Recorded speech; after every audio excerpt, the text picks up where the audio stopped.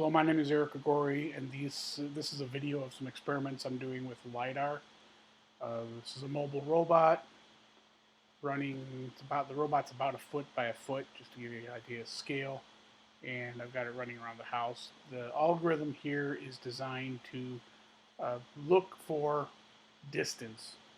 So its reward is a longer distance, and what it does is it's always looking to find the furthest point from it and go in that direction. So the goal is to explore. The robot is running a Raspberry Pi, it's running Linux, the LiDAR, all the information is actually up on the GitHub, which was shown at the beginning, and you can get the code and everything there. The goal for the robot, again, is to do some experiments with LiDAR, and then once I get the LiDAR algorithms all up and running, I want to start doing some SLAM experiments.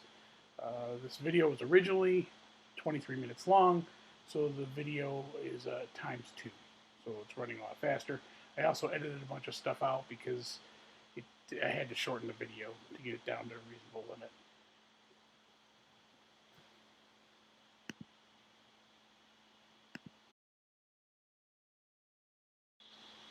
So I'm using a Wise Cam with, what is it called? I think it's RSTP, coming into VLC. So every once in a while the Wise Cam will stall, and you'll see that in the video. There's apparently nothing I can do about that. Also, the Wise Cam is about 3 seconds behind the LiDAR data. So just to describe the screen, the LiDAR data is on the left-hand side. You can see the data that the algorithms use for processing. You can also see the algorithm state and the motor control output all on the left-hand side. On the right-hand side is the Wise video feed. The Wise video feed is about 3 seconds behind. It's the best I could do. So as the robot's roaming, you'll notice that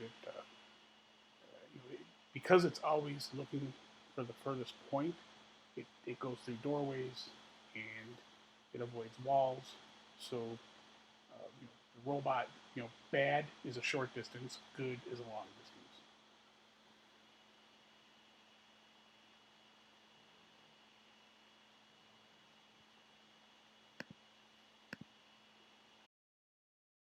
Now you may have noticed the line. That's actually the laser line. I put the camera in dark mode, and so it actually sees the laser line. It's actually pretty cool. It's a spinning head laser. It is single plane spinning head LiDAR. Sorry, it is a single plane LiDAR. So what you're seeing, the laser line, is actually what the LiDAR is seeing. An explanation, a little bit more of the data on the left. At the very top, you'll see there's 3 regions in front of the robot. There's a left region, forward region, and a right region.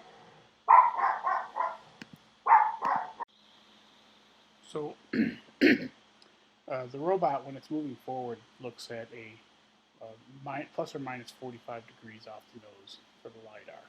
Of course, it has to do this because otherwise, if the motor saw, started going towards a far object or the longest distance, it would keep oscillating back and forth because behind it, as it moved forward, behind it will become a longer distance. So what happens is the robot has different states.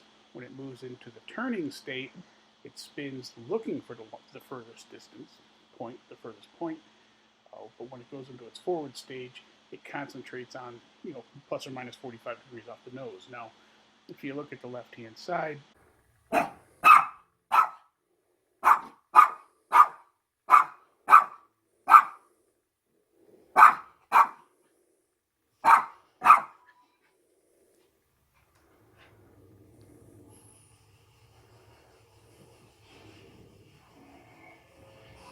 what you'll see is there's that bar graph, that graph represents the full 360 around the robot. The back of the robot is represented by the top of the graph and the bottom of the graph. The center of the graph is actually the front of the robot. It's just the way it's plotted. And what you'll see is there's 3 sectors. There's a forward sector, a left sector, and a right sector. Those sectors, again, those 3 sectors represent the 90 degrees in front of the robot, plus or minus 45 degrees off the nose, and that's where, when it's moving forward, that's what's basing all its calculations on. That data is also represented numerically at the very beginning. You'll see it says raw data and normalized data. That's the data, again, for that 90 degrees or plus or minus 45 degrees off the nose. So the center number is right in front of the robot. The left number is to the left of the robot, or 45 degrees to the left of the robot. The other number is 45 degrees to the right of the robot. Now, it's not, there's a little bit more complication there. That's a simplistic description, but basically that's what's going on. And the robot, so when the robot's moving forward, it's in a closed loop system where it's trying to avoid objects that are basically right off the nose. That's basically an object avoidance mode.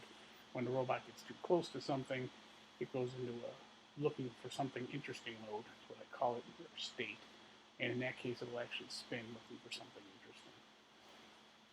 And again, the robot considers interesting to be the furthest point.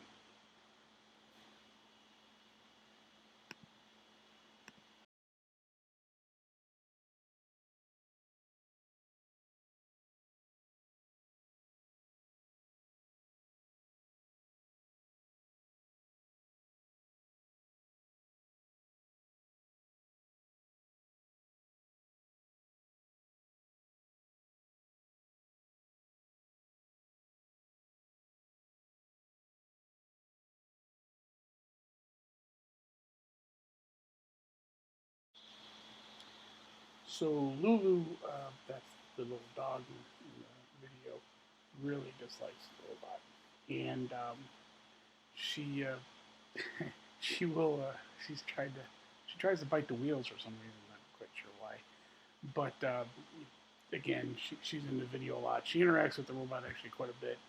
This robot's been running around the house now for about a week, and she still hasn't quite gotten used to it. She just still does not like it at all.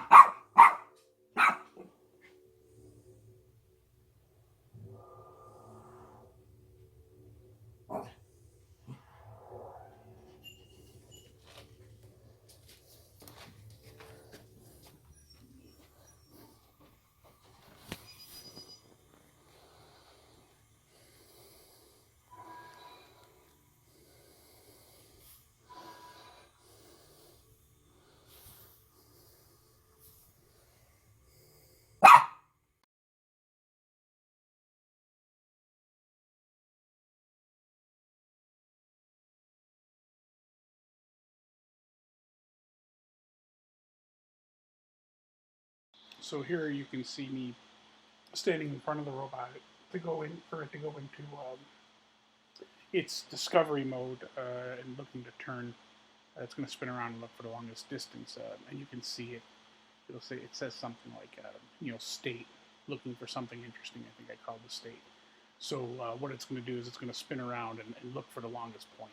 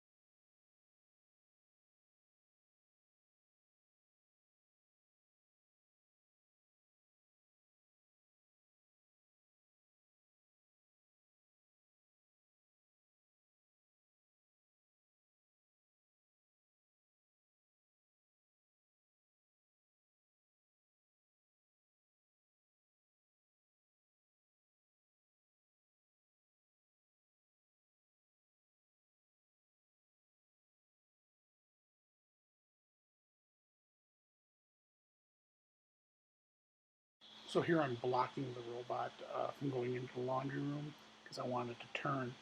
So again, you'll see it go into the looking for something interesting state. When it gets, it's about 6 inches from me.